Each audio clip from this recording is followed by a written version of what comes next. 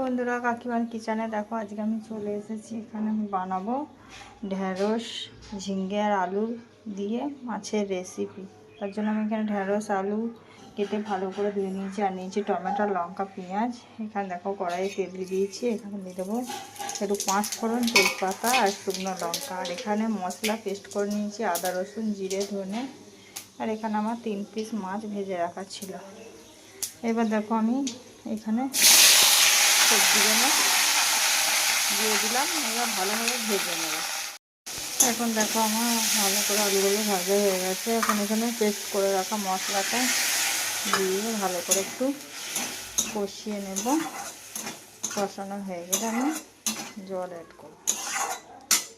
এবার দেখো আমার মশলাটা ভালোভাবে কষানো হয়ে গেছে। এখন আমি এখানে ভেজে রাখা মাছগুলো অ্যাড করে দিলাম, আর দিয়ে দিলাম আমি পরিমাণ মতো লবণ। আর এবার আমি একটু জল অ্যাড করে দিলাম। এবার তোমরা যেমন খাবে, বেশি ঝোল খেলে আর একটু দেবে জল। আমি একটু বেশি ঝোল খাবো, তার জন্য একটু জল অ্যাড করে দিলাম। দিয়ে আমি একটা জায়গা ঢাকা।